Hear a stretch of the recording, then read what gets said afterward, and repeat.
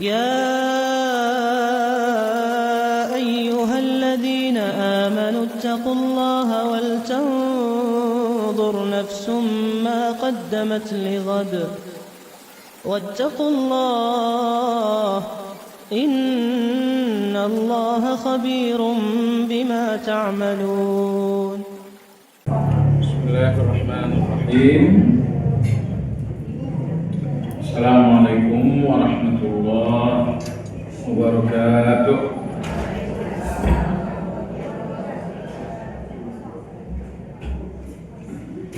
Alhamdulillah, hamdan katsiran tayyiban mubarakan fihi kama yuhibbu rabbuna wa yarda. وأشهد أن لا إله إلا الله وحده لا شريك له وأشهد أن محمدا عبده ورسوله لا نبي بعده. اللهم صل وسلم على محمد وعلى آله وأصحابه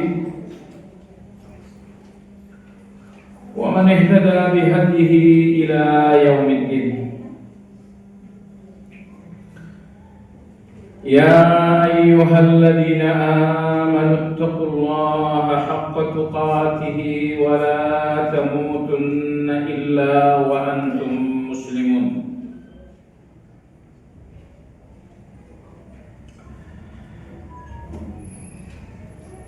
Kaum muslimin wal muslimat, ibu-ibu rahimakumullah.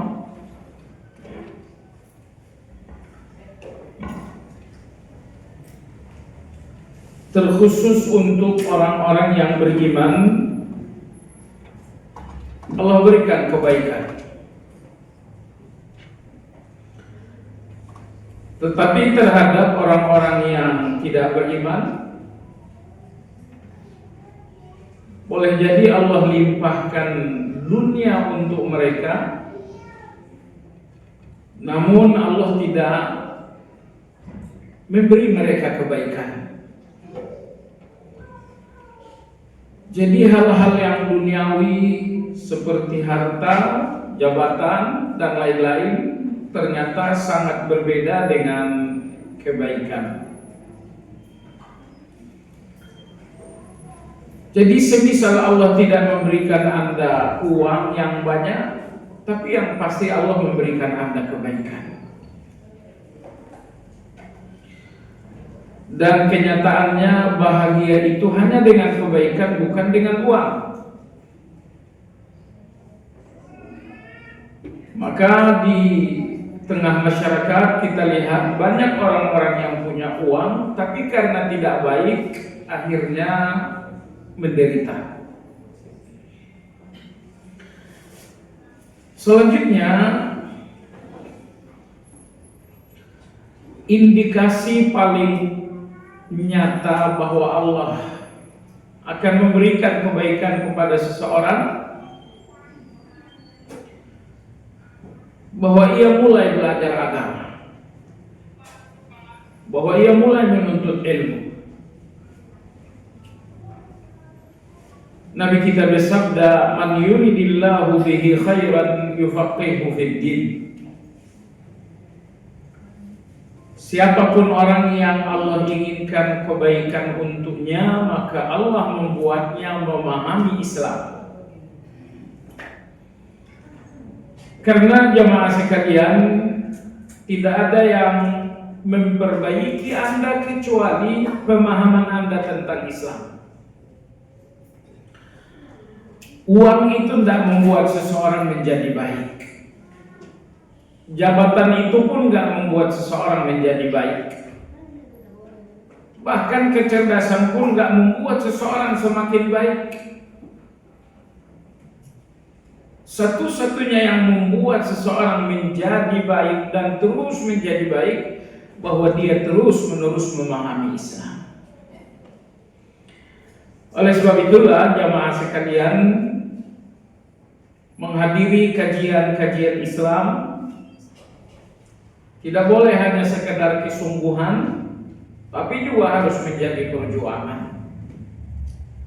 Sebab hanya dengan pemahaman kita terhadap Islam, kita bisa berproses berkembang dalam kebaikan. Saya yakin ibu-ibu orang baik semuanya. Tetapi kebaikan kita ini kan harus dikembangkan.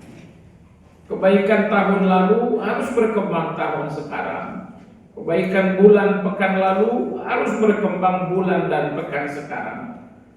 Bahkan kalau bisa kebaikan kita ini tidak berkembang sekali sepekan, tapi setiap hari selalu ada kebaikan-kebaikan baru. Dan itu apabila kita punya kesungguhan menuntut ilmu.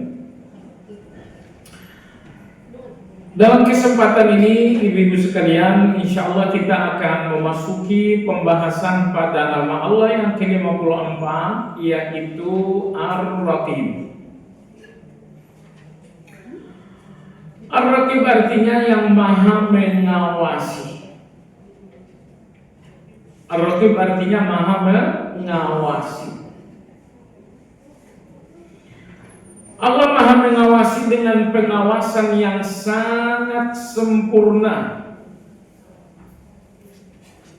Sangat sempurna dalam arti Allah gak cuma mengawasi Anda dalam lahiriah Anda, bagaimana Anda memandang, mendengar, berbicara, berperilaku.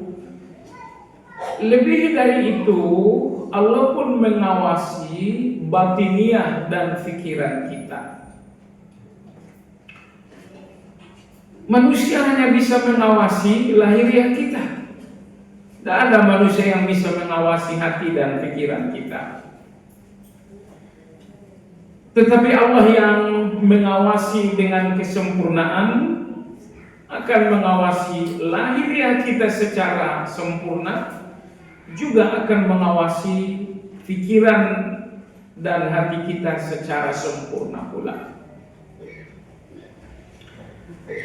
Jemaah sekalian, Allah Subhanahu wa taala Ar-Raqib maha mengawasi kita dengan pandangannya yang menjangkau segala-galanya.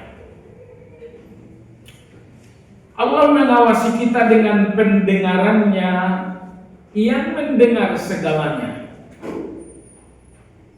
Allah mengawasi kita dengan ilmunya yang mengetahui segalanya. Sehingga tidak ada lagi yang dapat kita sembunyikan dari Allah Subhanahu wa taala. Sangat banyak ayat yang berbunyi Innallaha alimun bidatis sudur. Sesungguhnya Allah maha mengetahui segala yang ada dalam kandungan hati. Artinya betapa tidak ada kata rahasia dengan Allah Azza wa Jalla. Dengan pandangan sempurnanya Allah melihat segala-galanya. Dengan pendengaran sempurnanya Allah mendengar segala-galanya. Dengan ilmu sempurnanya Allah tahu segala-galanya. Di sini penulis mengatakan bahwa Al-Quranul Karim menyebutkan nama Allah Ar-Raqib sebanyak 3 kali. Yang pertama Anda bisa lihat pada ayat pertama dalam surat An-Nisa. Ayat pertama dalam surat An-Nisa. Coba renungkan ayat tersebut jemaah sekalian. Ayat itu diawali dengan perintah takwa. Lalu kemudian ditutup dengan nama Allah Raqib. Ya ayyuhan nas ittaqu rabbakum. Wahai kalian semua manusia, bertakwalah kepada Allah. Setelah Allah perintahkan takwa di awal ayat, maka Allah menutup ayat itu dengan innallaha kana 'alaikum raqiba. Sesungguhnya Allah maha mengawasi kalian semuanya. Kenapa perintah takwa itu ditutup dengan nama Allah Raqib yang artinya Maha mengawasi, karena awal ketakwaan sadar dan merasakan pengawasan Allah. Itulah awal dari ketakwaan. Segala kebaikan-kebaikan Anda karena menyadari pengawasan Allah, itu baru dinamakan takwa. Enggak selamanya kita baik karena pengawasan Allah. Terkadang kita baik untuk membangun citra diri. Terkadang kita baik untuk menghormati seseorang. Ini semuanya tidak dinamakan ketakwaan. Ketakwaan adalah apabila kebaikan-kebaikan kita berpangkal pada kesadaran dan rasa diawasi oleh Allah Azza wa Jalla. Sadar dan merasa ucapan diawasi Allah, maka dia berucap baik. Sadar dan merasa bahwa perilakunya dalam pandangan Allah, maka dia berperilaku baik. Sadar dan merasa bahwa pikirannya diketahui oleh Allah, maka ia tidak membangun pikiran buruk. Jadi tidak semua orang yang berbuat baik dinamakan bertakwa. Kebaikan-kebaikan dinamakan ketakwaan apabila berpangkal dari kesadaran Allah Maha mengawasi.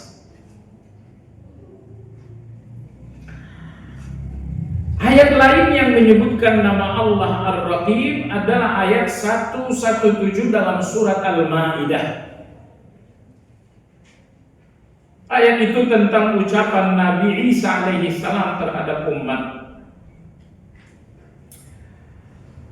Nabi Isa alaihi salam berkata, "Ma qultu lahum illa ma amartani bihi an i'budullaha rabbi wa rabbakum. Wa kuntu alaihim syahidan ma dumtu fihim falamma tawaffaytani kunta antar raqiba alaihim wa anta ala kulli syai'in syahid." Kelak Allah tabaraka wa ta'ala akan bertanya kepada Isa, "A anta qulta lin-nasi ittakhiduni wa ummi ilahaini min dunillah?" Wahai Isa, pernahkah engkau sampaikan ucapan kepada orang Nasrani bahwa kamu dan ibumu adalah Tuhan? Ini nanti akan ditanyakan Allah kepada Isa di depan semua manusia pada hari akhirat. Lantas di antara jawaban Nabi Isa alaihi salam adalah ayat 117 Al-Maidah, "Ma qultu lahum illa ma amartani bihi." Tidak ada yang aku sampaikan kepada orang-orang Nasrani ini kecuali hal-hal yang diperintah. Apa yang diperintah itu? Ani'budullaha rabbi wa rabbakum. Wahai kalian semua, ibadah kepada Allah, karena dialah Rabbku dan dia juga Rabb kalian. Jadi aku bukan Tuhan. Aku hanya seorang hamba yang mengakui Rabbnya Allah. Aku bukan Rabb. Wa kuntu alaihim syahidan ma dumtu fihim. Sewaktu aku berada di tengah-tengah mereka, aku menyaksikan bahwa mereka tidak menuhankan aku. Falamma tawaffaitani kunta antar raqiba alaihim. Namun setelah engkau mengangkat aku dari muka bumi, maka aku tidak tahu lagi keadaan mereka, termasuk mereka menuhankan aku udah nggak tahu itu semua. Kunta antar raqiba alaihim. Karena setelah aku diangkat ke langit, hanya engkaulah yang mengawasi mereka semua. Kemudian ayat ketiga menyebutkan nama Allah Ar-Raqib, ayat 52 dalam surat Al-Ahzab. Di bagian akhir Allah berfirman, "Wa kana Allahu ala kulli syai'in raqiba." Dan Allah Subhanahu wa taala Maha mengawasi segala-galanya. Allah Maha mengawasi segala-galanya. Baiklah jemaah sekalian, itulah ayat-ayat yang menyebutkan nama Allah Ar-Raqib, Maha mengawasi. Penulis di dalam buku ini menyebutkan tafsir Ar-Raqib. Beliau berkata, Ar-Raqib al-qa'imu ala kulli nafsin bima kasabat, al-muttali'u ala ma akannathu as-sudur, al-mura'i li ahwalil 'abd, al-hafidhu lahu, al-muhsi jami'a a'malihi. Itu penjelasan penulis tentang tafsir Ar-Raqib. Kata beliau, al-qa'imu ala kulli nafsin bima kasabat. Ar-Raqib itu adalah yang maha mengawasi segala kasab atau perilaku manusia. Gak ada perilaku lahiriah kita melainkan diawasi oleh Allah Subhanahu wa taala. Al-muttali'u ala ma akannathu as-sudur. Ar-Raqib itu adalah yang maha menjangkau, maha melihat segala yang tersembunyi dalam hati. Al-mura'i li ahwalil 'abdi, yang maha menjaga keadaan dan kondisi seorang hamba. Kondisi rahasia Anda Allah tahu. Kondisi Anda sedang di tengah orang Allah tahu. Kondisi bahwa Anda sedang takut Allah tahu. Kondisi bahwa Anda sedang menyimpan keburukan Allah tahu. Al-hafidhu lahu, Allah Subhanahu wa taala menjaga hambanya. Ya, Allah Maha mengawasi antara lain untuk menjaga. Karena tidak mungkin Allah menjaga Anda kalau Allah nggak mengawasi. Al-muhsi jami'a a'malihi, Allah Maha meliputi segala perilaku kita. Itulah catatan penulis mengenai tafsir dari Ar-Raqib, yang berarti Allah Maha mengawasi. Jamaah sekalian yang saya hormati, dari arti Ar-Raqib yaitu Maha mengawasi, maka muncul satu ibadah yang sangat besar yang bernama ibadah muraqabah. Ibadah muraqabah.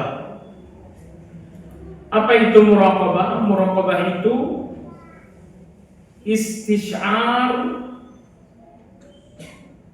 istisyarul abdi bittila'ir rabbi,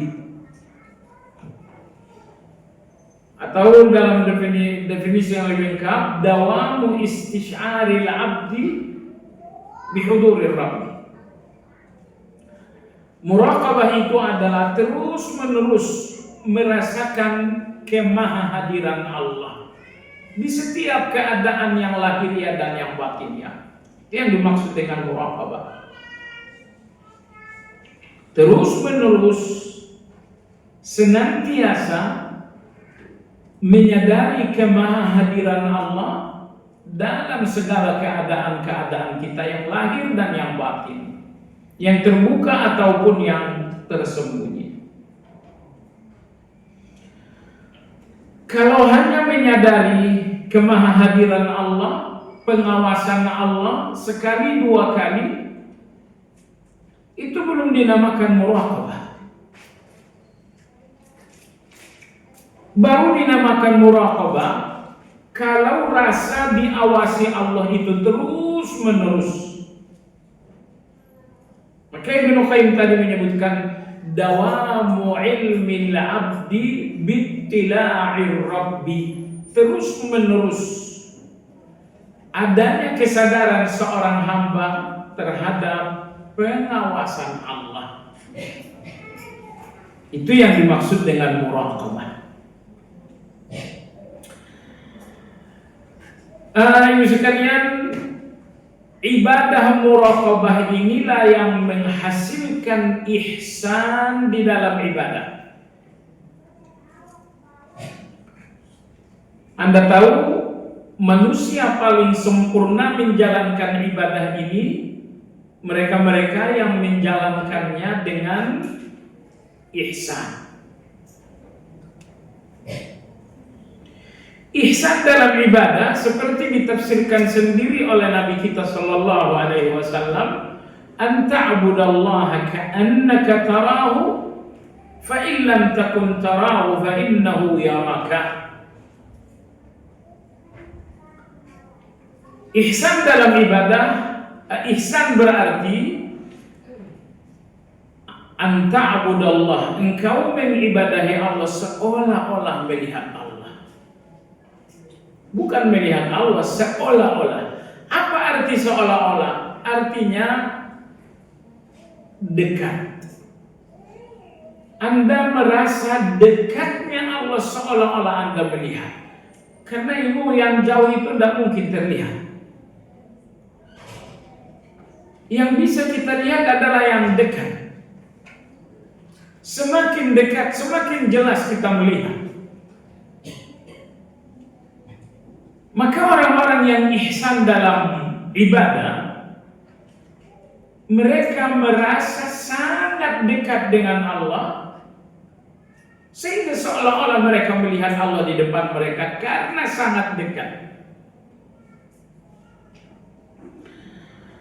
Sangat dekat dengan Allah sehingga ucapan-ucapan mereka terasa didengar oleh Allah. Sehingga gerakan-gerakan pun betul-betul terasa dilihat oleh Allah Subhanahu wa taala. Bahkan pikiran pun betul-betul terasa sedang diketahui oleh Allah Azza wa Jalla. Fa in lam takun tarahu fa innahu yaraka. Kalau tidak bisa menjalankan ibadah seolah-olah melihat Allah, maka jalankanlah ibadah dengan kesadaran Allah sedang melihat. Ulama kita mengatakan ihsan itu ada dua tingkatan. Tingkatan pertama musyahadah. Tingkatan yang kedua adalah muraqabah. Tingkatan musyahadah seolah-olah Anda melihat Allah. Kalau tingkatan muraqabah, kesadaran penuh bahwa Allah sedang melihat saya. Jadi kalau Anda seolah-olah melihat Allah sewaktu dalam ibadah, ini dinamakan dengan musyahadah. Tapi kalau muraqabah, bahwa Anda sadar sepenuhnya Allah sedang melihat Anda, mulai dari batinnya Anda sampai lahirnya Anda, setiap incinya dilihat oleh Allah Subhanahu wa taala. Ini dinamakan dengan muraqabah. Jadi dari nama Ar-Raqib muncul ibadah muraqabah, dan dari muraqabah ini terbangun jiwa ihsan di dalam ibadah kepada Allah Azza wa Jalla. Berikutnya jamaah sekalian, apa aplikasi nama Ar-Raqib dalam kehidupan sehari-hari? Apa saja ibadah-ibadah kita sehubungan dengan nama Allah Ar-Raqib? Penulis berkata, Allah Tabaraka wa Ta'ala Ar-Raqib ala ibadihi, dia mengawasi setiap hambanya. Ibu jangan bayangkan Allah mengawasi dengan manusia mengawasi. Seorang guru mengawasi satu kelas yang berjumlah murid 30 aja tidak bisa.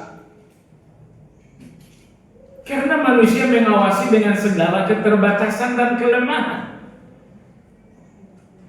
Tetapi Allah Azza wa Jalla Maha mengawasi dengan segala kesempurnaan, sehingga tidak satu gerak pun di langit dan di bumi melainkan semuanya dapat diawasi oleh Allah Azza wa Jalla. Maka kata penulis, alladzi yuraqibu aqwalahum wa af'alahum wa ma yajulu fi qulubihim wa khawatirihim. Allah mengawasi setiap ucapan kita. Nomor 2, Allah mengawasi setiap perilaku dan perbuatan kita. Nomor 3, Allah bahkan mengawasi segala gerak dan rencana-rencana dalam pikiran kita. Tidak ada yang tersembunyi bagi Allah sama sekali. Jangan setiap kata, setiap huruf yang Anda ucapkan diawasi oleh Allah. Perbuatan Anda mulai dari gerak paling kecil diawasi oleh Allah Azza wa Jalla. Semua pikiran-pikiran Anda, keinginan Anda, rencana Anda diawasi oleh Allah Subhanahu wa taala.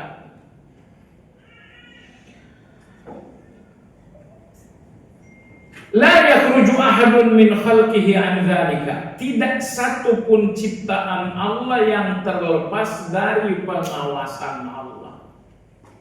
Tidak satu pun ciptaan Allah yang terlepas dari pengawasan Allah. Semua ciptaan Allah secara sempurna diawasi oleh Allah Subhanahu wa taala. Nah, sampai di sini saya ingin sampaikan kepada Ibu, ketika Anda membuka Al-Quran dalam surat Al-Baqarah, tanda pertama orang bertakwa kata Allah adalah alladzina yu'minuna bil ghaib. Bahwa orang-orang bertakwa adalah orang-orang yang sepenuhnya penuh keyakinan terhadap yang gaib. Jadi kalau Anda ingin mengenali ketakwaan Anda, maka lihatlah keimanan Anda terhadap yang gaib.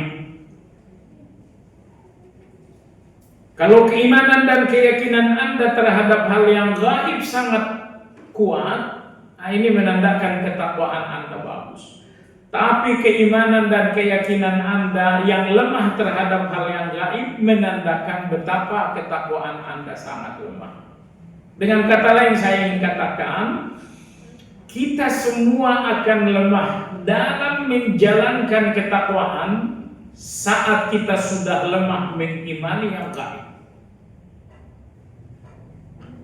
Karena yang menguatkan kita di setiap ketakwaan adalah kuatnya keimanan kita terhadap hal-hal yang gaib. Nah, bahwa Allah Maha mengawasi ibu saat berbicara, Allah mengawasi ibu saat berbuat, Allah mengawasi kita saat berpikiran. Pengawasan Allah ini adalah persoalan gaib. Kalau Anda diawasi CCTV itu tidak gaib. Anda lihat bendanya. Tapi pengawasan Allah, muraqabahnya Allah itu sesuatu yang gaib. Tidak nampak dengan mata kepala, tapi harus terasa oleh hati. Harus diyakini oleh hati. Makanya jemaah sekalian, pengawasannya Allah ini adalah ujian. Pengawasannya Allah ini adalah ujian. Seandainya pengawasan Allah itu tidak bersifat gaib, gak ada lagi orang jahat. Semua orang akan menjadi orang baik. Tapi ibu-ibu sekalian, agar kebaikan ini menjadi kesadaran bagi kita, maka Allah Azza wa Jalla mengawasi setiap kebaikan dengan kemahagaibannya. Agar kebaikan-kebaikan ini menjadi kesadaran kita, maka Allah mengawasinya dengan kemahagaiban Allah. Sebab seandainya Allah mengawasi kebaikan tidak dengan kemahagaiban, maka kebaikan-kebaikan ini sudah pasti dijalankan semua orang. Gak ada lagi penjahat, gak ada lagi orang-orang yang korupsi. Karena semuanya melihat pengawasan Allah dengan kasat mata.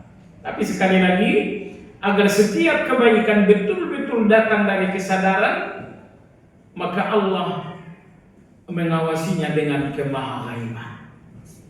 Jadi maha gaibnya Allah di mana tidak terjangkau dengan mata kepala, namun kita harus yakin dengan sepenuhnya ini adalah ujian. Muraqabahnya Allah ini, pengawasan Allah ini pun ujian. Karena Allah Maha mengawasi dengan kemahaghaiban. Poin kedua, penulis berkata, istisyarul abdi li muraqabatillahi ta'ala yamnahul qurba minhu hatta yajida nafsuhu ma'al mudawamati ala muraqabatillahi wa qad asbaha fi ma'iyyatillahi al-khassah. Kata penulis begini, kalau setiap kita sudah mampu muraqabah, sudah mampu sadar terhadap pengawasan Allah, apa hasilnya? Yamnahul qurba minhu. Kesadaran Allah mengawasi akhirnya membuat kita merasakan dekat dengan Allah Azza wa Jalla. Jadi tidak ada orang yang menyadari bahkan merasakan dekatnya Allah kecuali orang-orang yang telah muraqabah. Jadi muraqabah, keyakinan kita bahwa Allah mengawasi ucapanku, Allah mengawasi segala-galanya tentang aku. Keyakinan kita bahwa Allah Maha mengawasi menghasilkan rasa dekat dengan Allah. Dan Ibu, rasa dekat dengan Allah itulah yang membuat kita hilang keberanian melakukan dosa. Kalau tidak ada lagi rasa dekat dengan Allah, akan muncul nekat dan berani kita melakukan kejahatan. Baik jemaah sekalian yang saya hormati. Lalu selanjutnya penulis mengatakan, apabila seorang hamba ta'ala merasakan dekatnya Allah, maka itu artinya dia telah berada di dalam ma'iyatullah. Dia telah berada dalam kebersamaan dengan Allah Subhanahu wa ta'ala, bahkan kebersamaan khusus. Ibu yang saya hormati, level tertinggi dekatnya seorang hamba dengan Allah adalah level ma'iyah. Level di mana Allah memberikan kebersamaannya dengan hamba. Ambil contoh misalnya, innallaha ma'al ladzina taqaw wal ladzina hum muhsinun. Sesungguhnya Allah bersama orang-orang yang bertakwa. Allah bersama orang-orang yang bertakwa. Ini ayat menegaskan bahwa Allah memberikan kebersamaan dengan orang yang bertakwa. Misal lain Allah berfirman, innallaha ma'as sabirin. Sesungguhnya Allah bersama orang-orang yang bersabar. Bersama orang yang sabar artinya Allah akan memberikan kebersamaan. Allah akan memberikan kebersamaannya terhadap orang-orang yang sabar. Nah, jemaah sekalian, maka tadi kita sampaikan level tertinggi kedekatan hamba dengan Allah, bahwa Allah memberikannya kebersamaan spesial, kebersamaan khusus. Ibu coba bayangkan, kalau Allah membersamai Anda dalam ketakutan, 100% ketakutan Anda akan hilang dan berganti dengan rasa aman. Kalau Allah telah membersamai Anda dalam kegelisahan, 100% kegelisahan akan hilang dan berganti dengan ketenangan. Kalau Allah telah membersamai Anda dalam kekurangan, 100% kekurangan Anda akan hilang dan berganti dengan kecukupan. Jadi jangan terlalu takut bahwa ada gelisah, bahwa ada malapetaka, bahwa ada. Jangan terlalu takut dengan semua itu. Tetapi takutlah kalau Allah tidak membersamai Anda dalam hal-hal itu semua.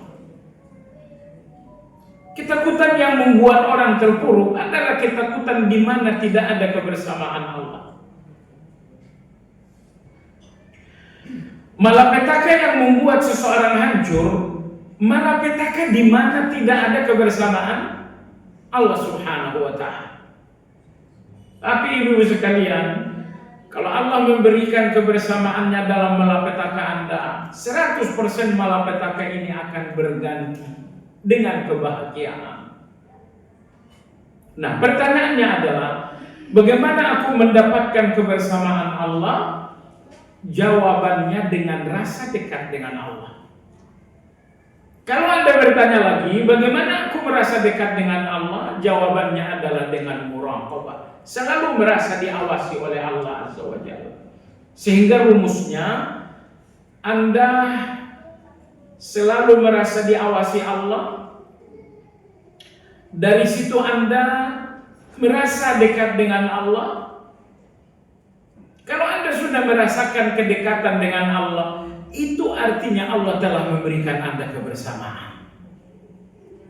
Itu artinya Allah telah memberikan Anda kebersamaan. Ibu, Anda jangan berpikir dekat dengan Allah bahwa hidup Anda tidak ada cobaan. Anda 100% salah dalam hal itu.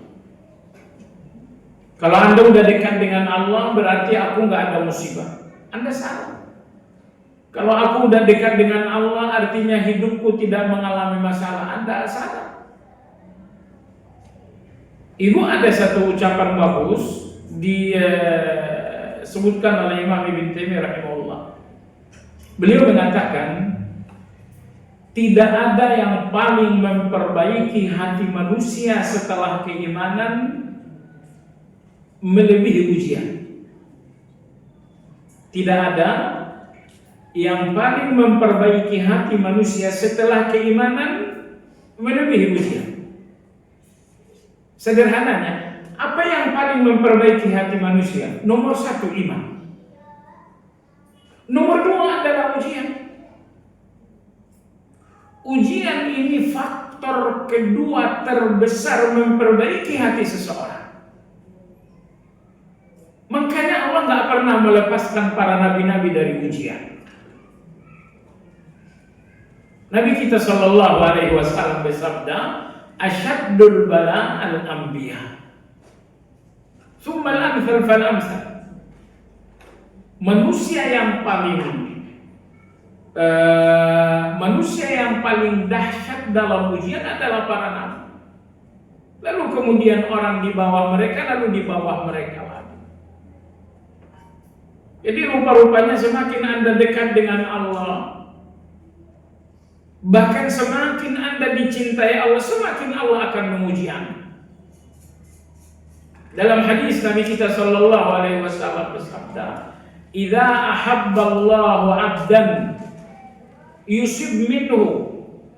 Apabila Allah sudah mulai cinta dengan seorang hamba, maka Allah mengujinya. Apabila Allah sudah mulai cinta dengan seorang hamba, maka Allah mengujinya. Jadi ternyata ujian dengan cintanya Allah itu tidak berpisah. Di mana ada cinta Allah, berarti Allah akan memberikan ujian. Tapi Anda jangan lantas berpikir, saya tidak mau cinta Allah, diuji. Anda keliru. Nah, kalau Anda bertanya lagi, kenapa Allah mencintai dengan cara memberikan ujian? Allahu Akbar. Ibu sekalian, tidak pernah ada romantisme seorang hamba dengan Allah kecuali dalam situasi ujian. Tidak ada keakraban hamba kepada Allah melebihi keakraban dalam saat ujian. Percayalah, di waktu uang Anda banyak, salat Anda ini datar-datar saja. Tapi ketika uang tak banyak, utang yang banyak, baru salat itu terasa syahdu sekali. Ketika Anda sehat, doa itu biasa-biasa aja. Tapi ketika Anda sedang sakit, barulah doa itu terasa manis sekali. Doa itu terasa menyentuh sekali. Jadi dalam situasi tanpa ujian, hati ini nggak terlalu merasakan hubungan dengan Allah. Di dalam sholat hati tidak merasakan hubungan dengan Allah. Di dalam doa hati tidak terlalu merasakan sedang meminta kepada Allah. Hati tidak terlalu merasakan adanya Allah dalam situasi kita tanpa ujian. Tapi cobalah kalau kita sedang dalam ujian, ketika dokter mengatakan sakit kamu sakit ini dan usia kamu secara medis sekian. Ketika Anda sudah melihat ketakutan dan itu adalah ujian, barulah Anda sangat merasakan adanya Allah.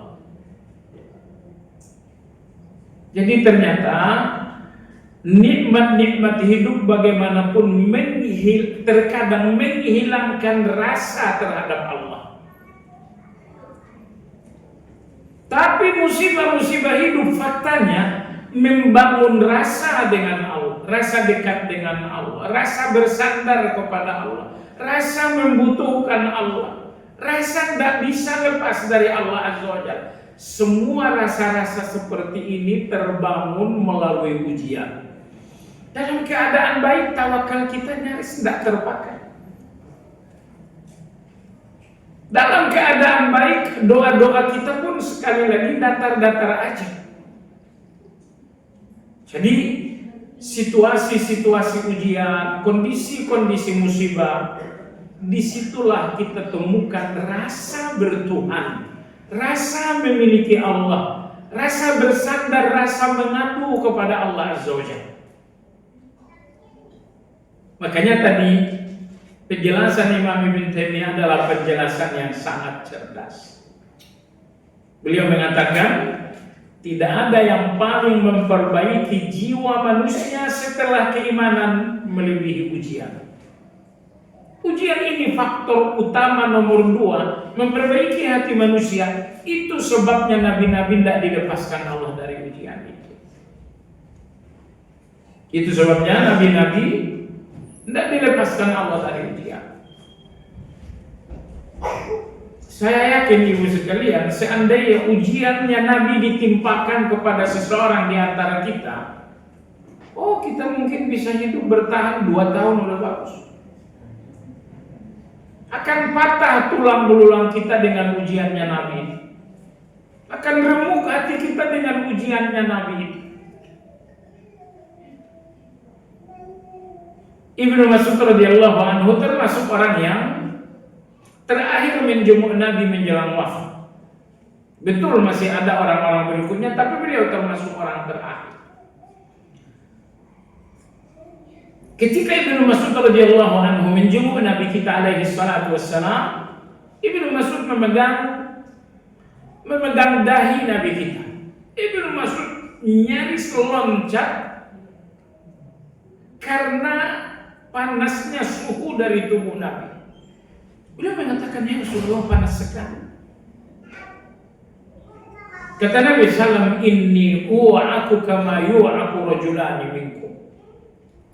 Kata Nabi sallallahu alaihi wasallam, panas tubuhku memang dilipat gandakan 2 kali lipat panas tubuh kalian.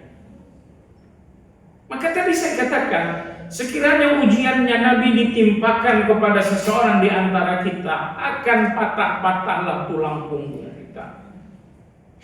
Ya, akan remuklah hati kita. Jadi tidak ada manusia biasa yang bisa menanggungnya, tidak ada manusia biasa yang mampu menanggung ujiannya para nabi. Jadi Anda jangan lagi ikut mengatakan, kalau Allah udah sayang, Allah kasih uang banyak. Salah. Allah tak menyayangi dunia. Allah nggak pernah menyayangi manusia dengan dunia. Malah sebaliknya, dalam hadis yang tadi kita sampaikan, saat Allah udah mulai menyayangi hamba, maka Allah akan memberikannya ujian dan ujian. Dan ibu sekalian, tolong difahami bahwa ujian Anda selalu datang dari nikmat Anda. Ujian selalu datang dari pintu nikmat Anda. Kesehatan ini nikmat bukan? Iya, kesehatan ini nikmat, nanti suatu saat ini akan jadi ujian. Anak-anak itu nikmat bukan? Berarti anak-anak ini suatu saat akan menjadi ujian. Bukan suatu saat hari ini aja udah jadi ujian.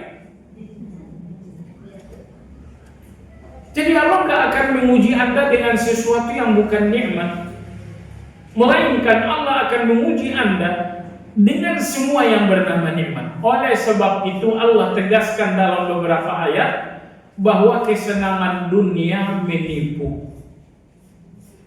Wa mal hayatud dunya illa mata'ul ghurur. Semua kesenangan yang diberikan oleh dunia menipu. Kenapa? Setidaknya ada 3 alasan. Ada 3 alasan kenapa kesenangan dunia disebut Al-Quran menipu. Alasan yang pertama, karena gelisah kita dan ujian kita selalu datangnya dari kesenangan itu. Maka dinamakan kesenangan yang menipu. Alasan yang kedua jemaah sekalian, bahwa semakin kita senang dengan sesuatu, kita semakin menginginkan yang lebih. Misalnya Anda punya uang 1 miliar, berhentikah? Enggak, Anda menginginkan yang lebih lagi. Tadi waktu uang saya cuma 2.000, cuma ada 20.000, ya nasi uduk udah cukup. Tapi ketika uang saya udah 2 juta, enggak mau lagi nasi uduk, harus rendang balado. Tapi ketika uang saya lebih banyak lagi, enggak mau lagi saya rendang balado, saya maunya harus di rumah makan dan restoran mewah. Jadi semakin datang kesenangan, saya makin menginginkan yang lebih. Padahal keinginan itu beban pikiran atau tidak? Keinginan Anda, semua keinginan sebelum tercapai adalah beban pikiran. Dan apa yang membuat Anda berkeinginan? Jawabannya kesenangan yang ada. Kalau tidak ada kesenangan, kita nggak berpikir, nggak berkeinginan muluk-muluk. Maka dengan uang yang cuma 200.000, keinginan saya sederhana. Tapi ketika uang banyak, keinginan saya lebih banyak lagi. Maka uang banyak ini kesenangan menipu karena dia membuat saya menginginkan yang lebih banyak. Sementara keinginan itu adalah beban pikiran.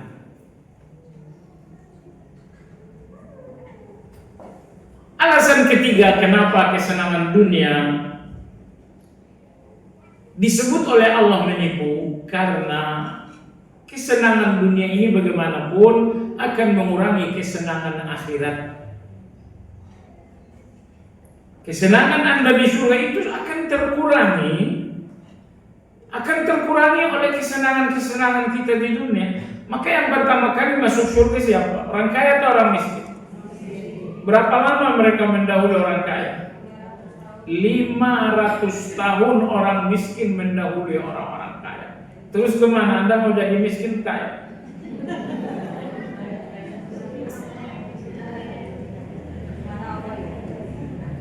Baik jemaah sekalian yang saya hormati. Ya, kita lanjut. Penulis berkata, فَلَزِمَ عَلَى الْعَبْدِ أَنْ يُرَاقِبَ نَفْسَهُ فِي عَمَلِهِ وَدَوَافِعَ عَمَلِهِ. Muraqabah alias merasa diawasi oleh Allah, sadar diawasi oleh Allah, ini tadi namanya muraqabah. Penulis mengatakan muraqabah ini harus diaktifkan saat kita beramal, bahkan saat kita berniat. Anda sedang beramal, misalnya Anda sedang salat, Anda sedang tilawah. Penulis mengatakan aktifkan hadirkan muraqabah Anda saat beramal. Bahkan hadirkan muraqabah itu saat Anda meniatkan satu amal. Jamaah sekalian, kualitas amal Anda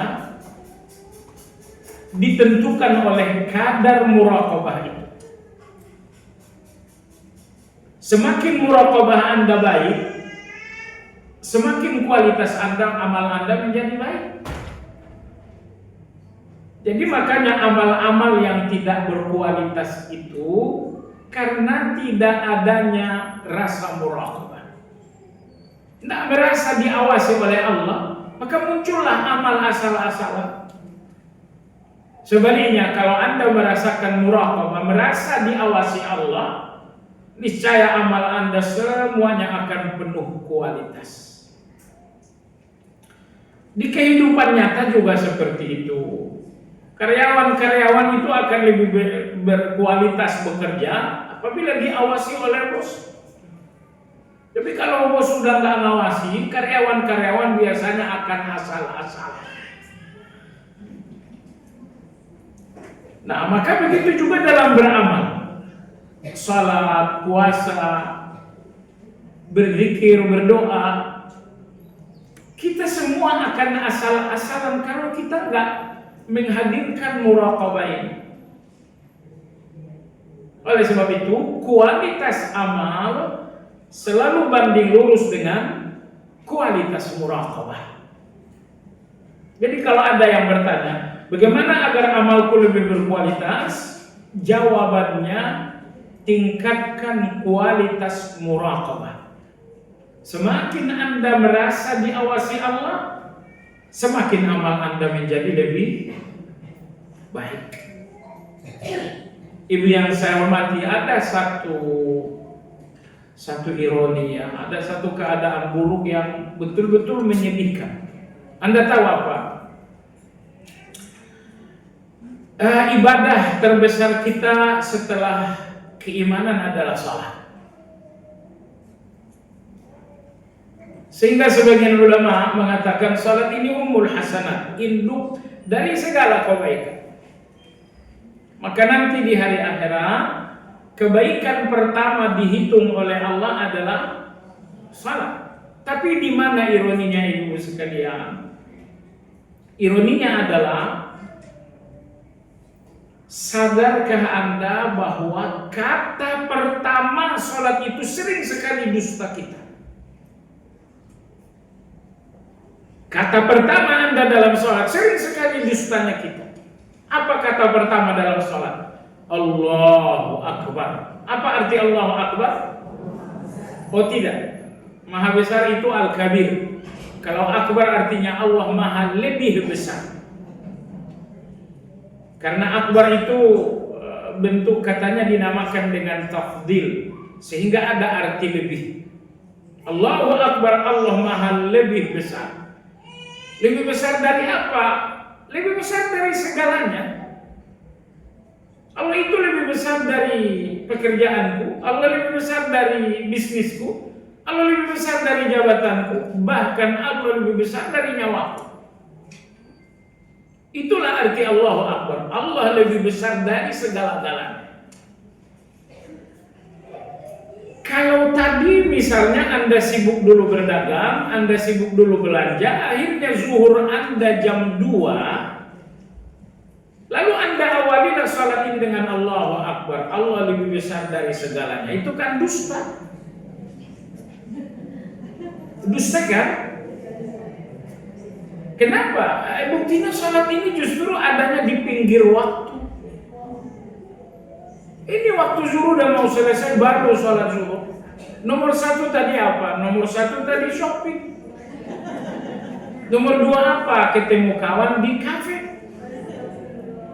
Nomor 3 apa? Sisa waktunya untuk sholat. Ketika sholat ini hanya mendapatkan sisa waktu lalu Anda berkata Allahu Akbar, Allah Maha lebih besar. Aduh, dusta sekali. Lebih besar dari mana? shopping Anda itu yang lebih besar, pertemuan kafe ini yang lebih besar. Buktinya salat ini di urutan nomor 3, di urutan terakhir. Jadi kalau salat ini tidak mengalahkan segala-galanya, akbarnya kita ini adalah akbar dusta. Sebelum salat ini mengalahkan segala-galanya, maka ucapkan akbar kita ini adalah dusta. Tapi sudah, kalau salat ini mengalahkan bisnis, mengalahkan shopping, mengalahkan pertemuan, mengalahkan. Kalau semuanya telah kalah dengan salat, lalu Anda katakan Allahu Akbar, ya Allah Engkau maha lebih besar dari segala-galanya. Oh, itu baru jujur. Itu baru jujur. Orang-orang dulu beda dengan orang-orang sekarang. Orang-orang dulu, ibu-ibu sekalian, mereka memberikan sisa waktu untuk selain Allah. Kalau kita justru memberikan sisa waktu untuk Allah, sehingga kalau tidak ada waktu sisa, ya udah, Allah nggak dapat apa-apa. Saya tidur dulu lah, kalau ada sisa waktu baru nanti saya witir. Gimana kalau tidak ada sisa waktu? Yang nggak ada sisa waktu yang tidak usah witir. Ya salah. Begitu begitu buruknya kita menjadi hamba. Baik jamaah sekalian yang saya hormati. Yang menarik di sini penulis mengatakan, hadirkan muraqabah, rasa diawasi Allah saat menjalankan amal agar amal ini berkualitas. Lebih dari itu, hadirkan muraqabah itu saat Anda meniatkan amal. Hadirnya muraqabah di dalam amal itu penting. Yang tidak kalah pentingnya adalah hadirnya muraqabah dalam niat amal. Hadirnya muraqabah dalam niat amal. Sehingga saat Anda berniat melakukan sesuatu, Anda sadar niat Anda ini diawasi oleh Allah Azza wa Jalla. Apa niat kamu pakai baju ini? Ini baju baru, harganya 7 juta. Ya, ini niat baju baru harganya 7 juta. Apa niat kamu memakai ini? Ingat, niat kamu diawasi Allah Subhanahu wa Ta'ala. Niat kamu diawasi oleh Allah Subhanahu wa Ta'ala. Maka jemaah sekalian yang saya hormati, betapapun muraqabah sangat penting dalam amal, yang enggak kalah pentingnya adalah muraqabah di dalam niatnya amal.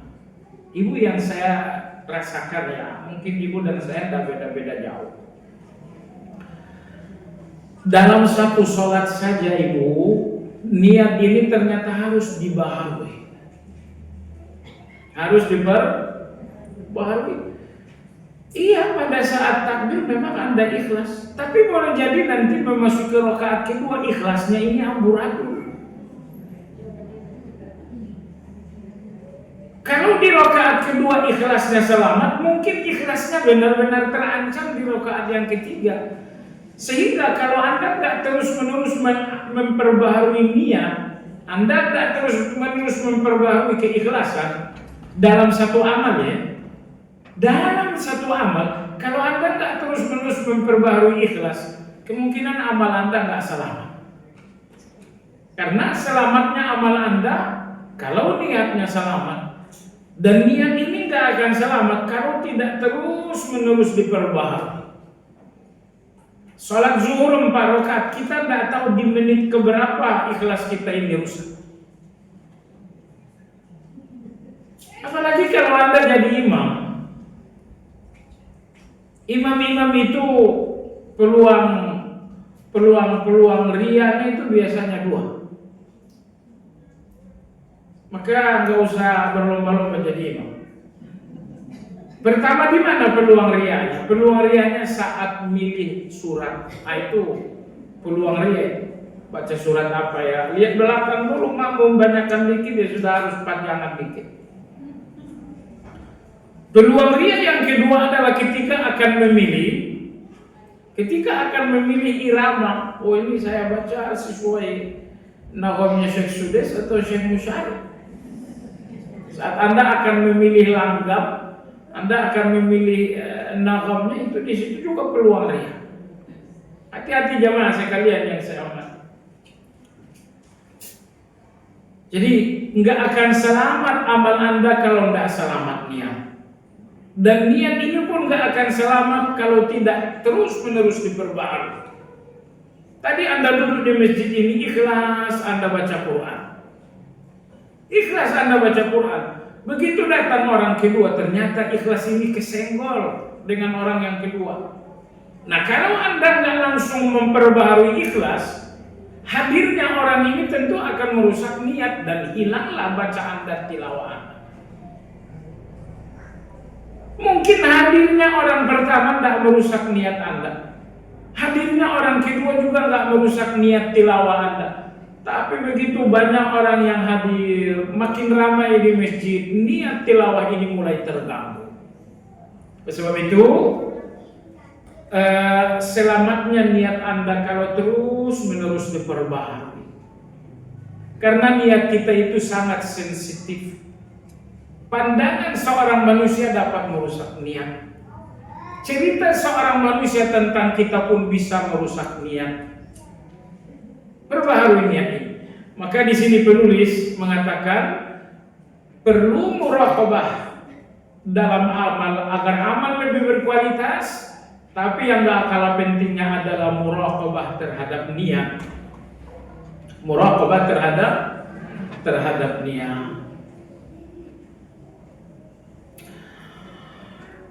Jemaah sekalian yang saya hormati, di poin berikutnya penulis mengatakan wa muraqabatu nafsihi takunu bi muraqabatin niyyati wa islahiha ma'al yaqini anna Allah alimun biha.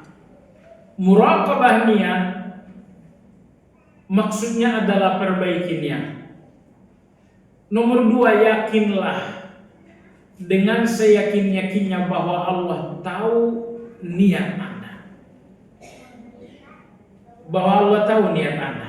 Allahu Akbar. Saat Anda melihat seseorang, Anda melirik seseorang, Anda memandang seseorang, Allah tahu pikiran Anda saat memandang seseorang. Maka di awal surat Al-Imran Allah berfirman, ya'lamu kha'inatal a'yun wa ma tukhfis sudur. Allah mengetahui pandangan-pandangan khianat. Sebab Allah mengetahui semua yang terkandung dalam hati. Jadi saat Anda memandang seseorang, Allah tahu ini pandangan-pandangan ramah atau pandangan mengecilkan, pandangan meremehkan, pandangan memusuh. Gak ada yang tersembunyi bagi Allah Subhanahu wa ta'ala. Dalam hadis Nabi kita bersabda, innamal a'malu binniyat wa innama likulli imri'in ma nawa. Bagian kedua dari hadis tadi, wa innama likulli imri'in ma nawa. Yang Anda peroleh dari amal Anda tergantung apa yang Anda niatkan. Apa yang Anda dapatkan dari salat? Jawabannya apa yang Anda niatkan. Kalau niat Anda dengan salat adalah pandangan manusia, ya sudah, Anda akan dapatkan pandangan manusia, tapi Anda tidak dapat apa-apa dari Allah, kecuali dosa. Jemaah sekalian yang saya hormati,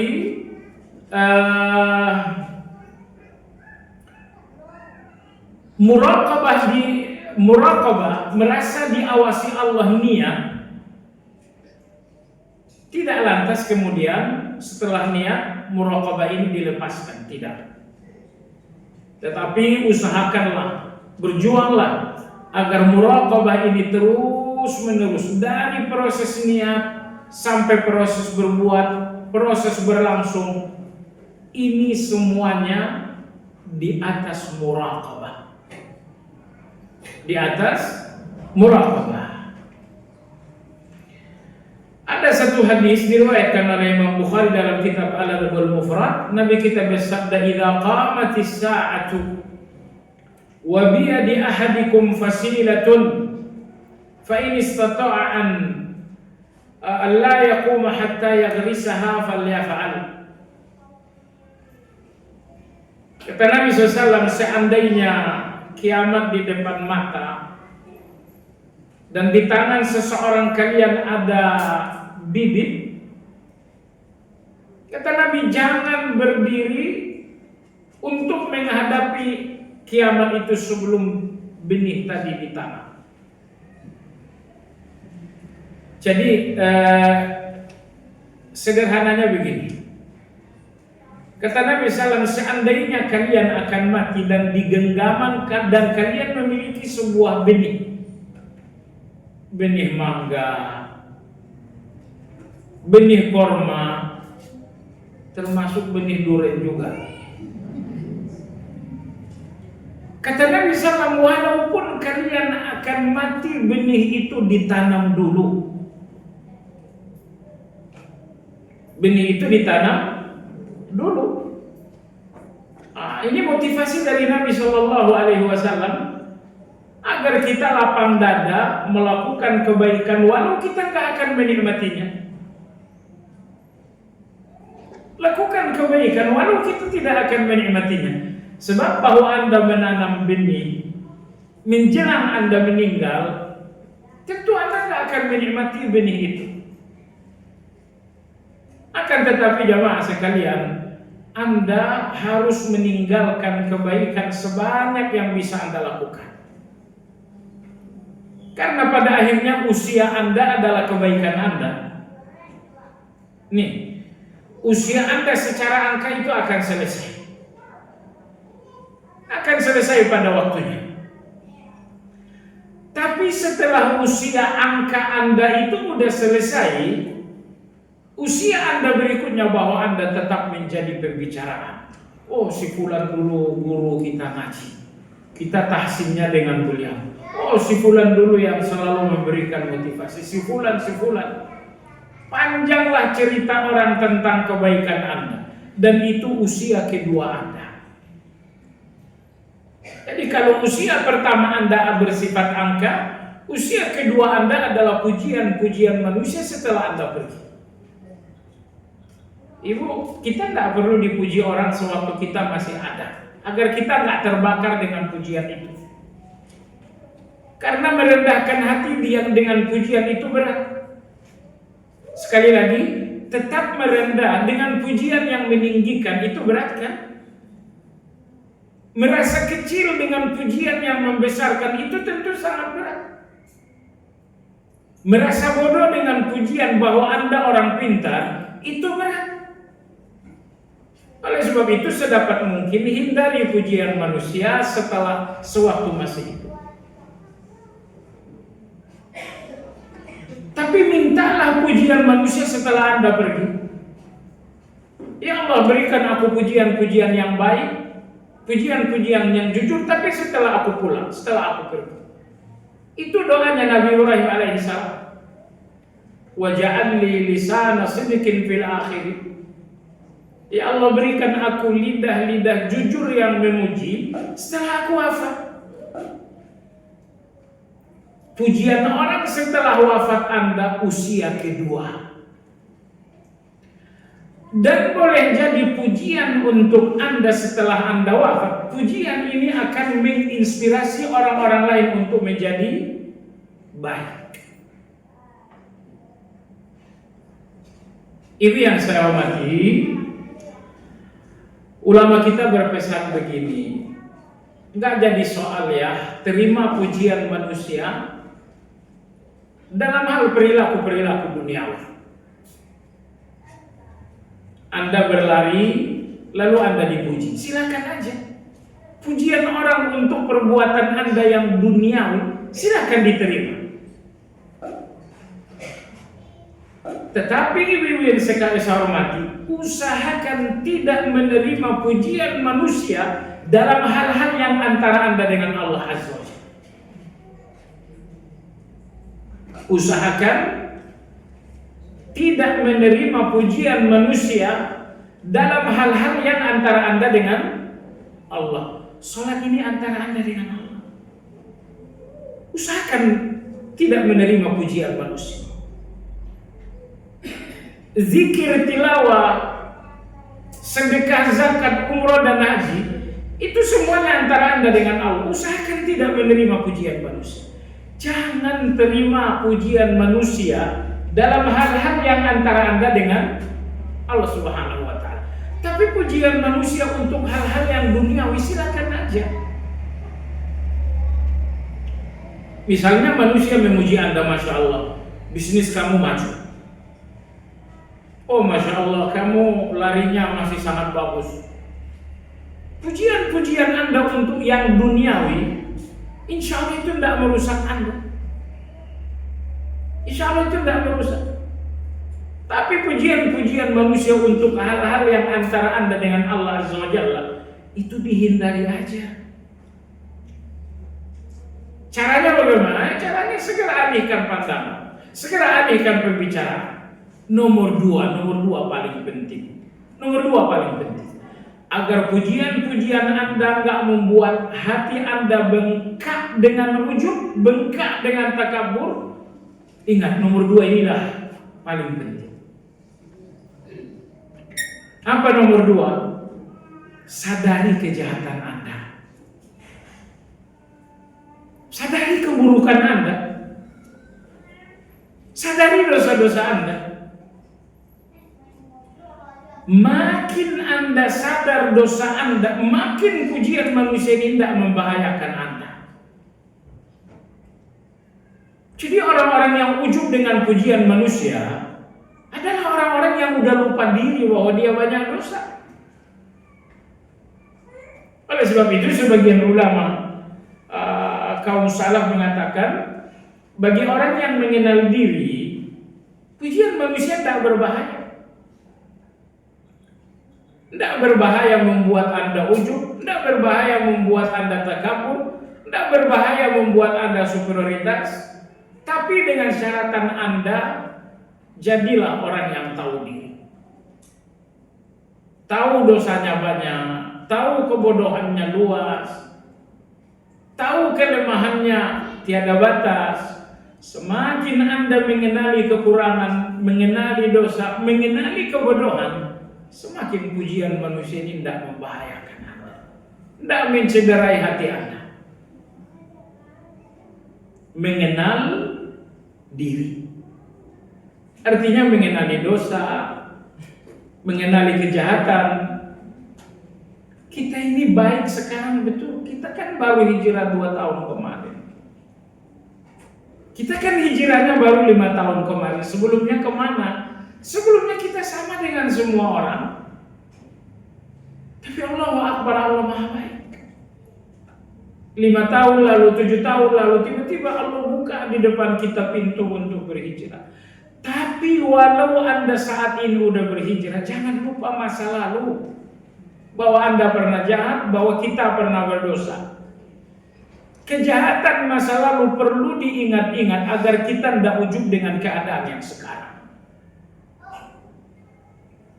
Kejahatan masa lalu perlu untuk diingat-ingat agar kebaikan-kebaikan yang sekarang ini tidak membuat Anda ujub.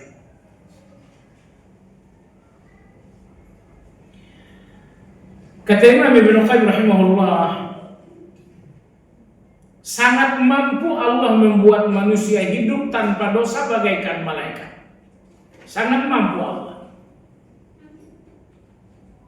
Tapi kenapa justru takdir manusiawinya kita berdosa, dan berdosa? Kenapa? Jawabannya agar dosa-dosa itu tidak membuat kita ujub dengan kebaikan-kebaikan. Kalau tidak ada dosa-dosa, satu kebaikan kita akan ujub. Tetapi jamaah sekalian, sholat malam Anda maksimal dalam rakaat, maksimal pula dalam pelaksanaan. Tiba-tiba hati ini mungkin ujub. Oh, bertakwanya saya di malam hari ini. Tiba-tiba pikiran Anda mengatakan, apanya yang bertakwa? Kamu udah lupa kalau kamu itu juga penjahat. Penjahatnya kamu itu 20 tahun. Baiknya kamu itu baru 3 hari. Jadi oleh sebab itu, kita bersyukur juga punya dosa yang membuat kita selamat dari ujub. Kita bersyukur pernah punya dosa yang membuat kita selamat dari ujub. Sebuah dosa yang akhirnya berakhir dengan hijrah dan taubat. Kita bersyukur itu. Ya. Baik jemaah sekalian yang saya hormati, penulis berkata istisyarul abdi raqabatallahi alaihi min a'la a'malil qulub allati taslu bihi li a'la maqamati at-ta'ati wa huwa maqamul ihsan. Penulis berkata, menyadari muraqabah, terus menerus menyadari pengawasan Allah Azza wa Jalla. Beliau mengatakan ini salah satu ibadah hati yang paling mahal. Salah satu ibadah hati yang paling mahal adalah muraqabah, yakni terus menerus menyadari pengawasan Allah Subhanahu wa taala. Ketika duduk nonton TV ngerasa Allah ngawasi. Ketika mulai scroll handphone untuk melihat yang sia-sia, ngerasa Allah ngawasi. Ibu orang yang ngerasa diawasi oleh Allah akan selalu malu dengan Allah atas keadaan-keadaan yang gak baik. Gak mungkin ya, gak mungkin Anda merasa diawasi Allah lantas Anda gak malu. Gak mungkin. Ya, jadi kalau Anda sudah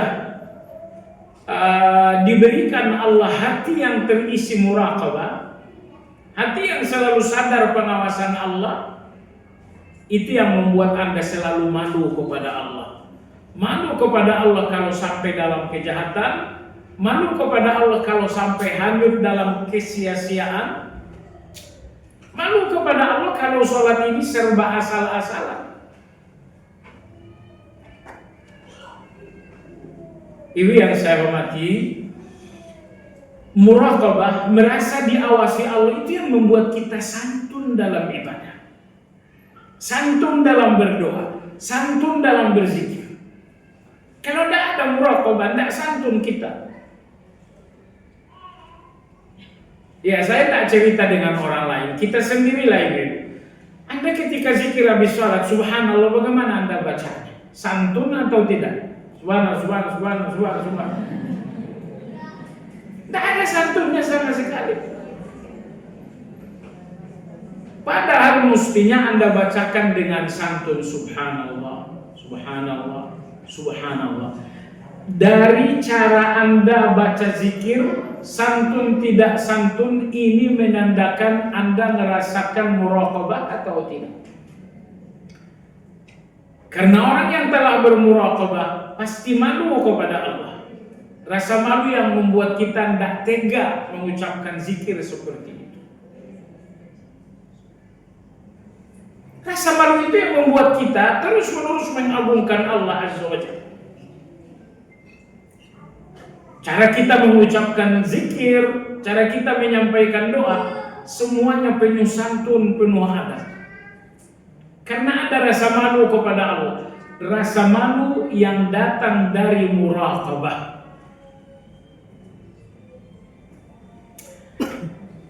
Dan mungkin ada orang yang khianat kepada orang lain kalau dia merasa diawasi oleh Allah Azza wa Jalla. Gak mungkin saya dusta dalam berbicara kalau saya yakin ucapan saya diawasi oleh Allah Azza wa Jalla. Jadi saat seseorang sudah tidak lagi rasakan muraqabah, di situ dosa akan terjadi. Jadi muraqabah ini membuat kita berjalan di atas kebaikan, dan muraqabah itu membuat kita lepas dari kejahatan. Jadi betapa pentingnya muraqabah ini. Maka sangat tepat apa yang dikatakan oleh penulis tadi, bahwa muraqabah salah satu ibadah hati yang paling agung.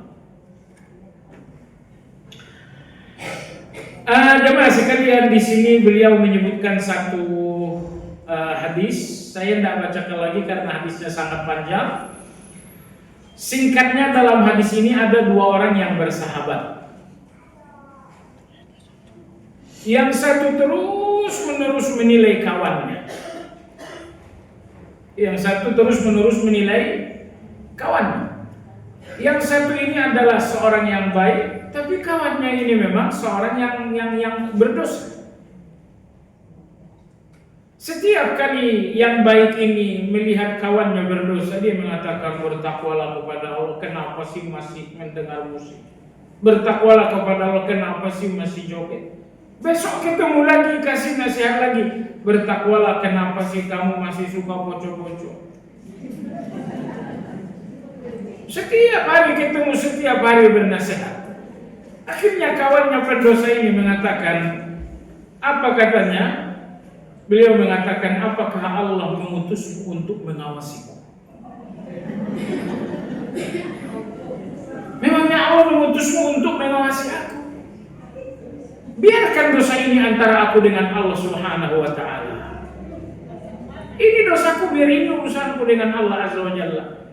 Kata Nabi kita, faqubida arwahuhuma fajtama'a 'inda rabbil alamin. Keduanya pun wafat lalu bertemu di depan Allah Azza wa Jalla.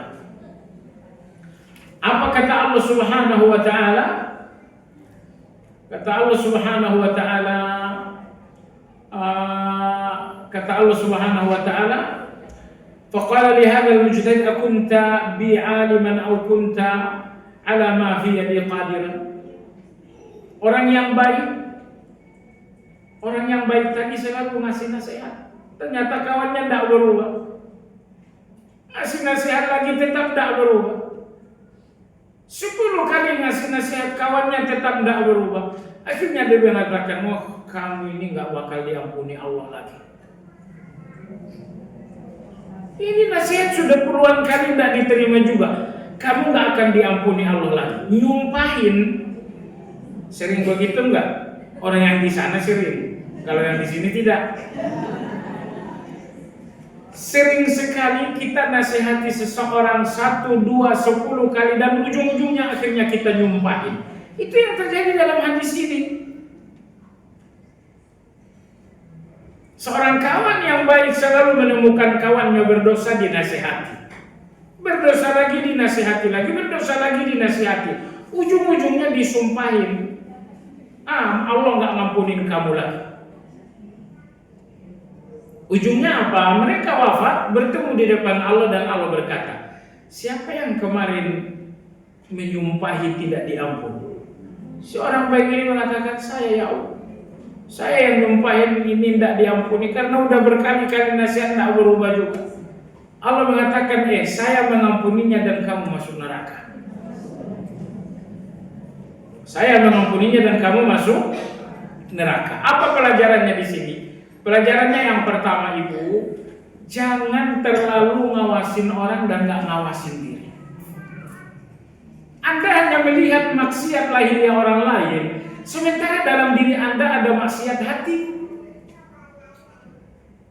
Anda melihat maksiat orang lain yang lahiriah, sementara dalam hati kita ada maksiat yang batiniah. Mana yang lebih berat secara umum? Dosa-dosa lahiriah dengan dosa-dosa hati, mana yang lebih berat? Dosa hati secara umum lebih berat daripada dosa-dosa lahiriah. Coba lihat 2 orang sahabat tadi. Kawannya yang berdosanya dengan dosa lahiriah. Tapi si orang baik ini berdosanya dengan dosa hati, yaitu ujub. Ujub yang membuatnya bersumpah, kamu gak bakal diampuni Allah lagi. Jadi saudara, mengawasi orang lain, iya, tapi jangan lupa, kalau Anda mengawasi orang 1 kali, awasi diri Anda 10 kali.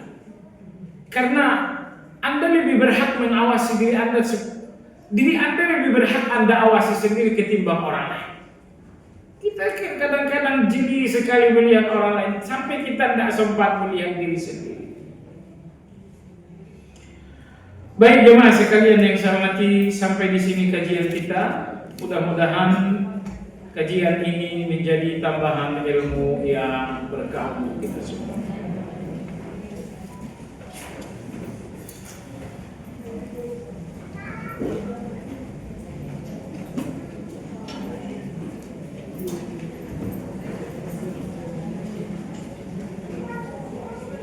Ada pertanyaan, bila mendapat ujian, apakah kita bersyukur atau istighfar?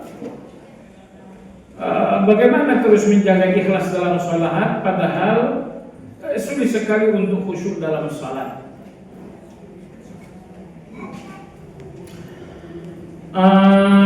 Jemaah sekalian yang saya hormati, kalau sudah dapat ujian, tentu tidak bersyukur. Syukur itu tempatnya nikmat, dan ujian itu adalah tempatnya sabar. Tempatnya sabar. Jadi bukan bersyukur tapi bersabar. Istighfar, perlukah beristighfar? Tidak juga. Kecuali kalau ujian itu karena dosa, baru beristighfar. Kalau ujian itu murni ujian, ya murni ujian, Anda nggak perlu beristighfar. Anda perlu mengucapkan inna lillahi wa inna ilaihi raji'un.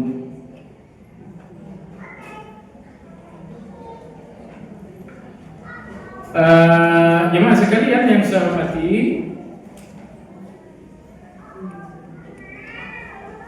bagaimana menjaga ikhlas dalam salat, padahal sulit sekali untuk khusyuk dalam salat. Kalau ikhlas itu mudah, semua orang akan selamat. Tapi ternyata ikhlas itu memang susah, sehingga hanya sedikit yang bisa selamat. Hanya sedikit yang bisa selamat. Lantas bagaimana cara menjaga ikhlas? Cara yang pertama adalah berdoa. Tidak banyak kekuatan kita untuk menjaga ikhlas itu. Lalu nomor dua adalah terus-menerus mengawasi niat ini.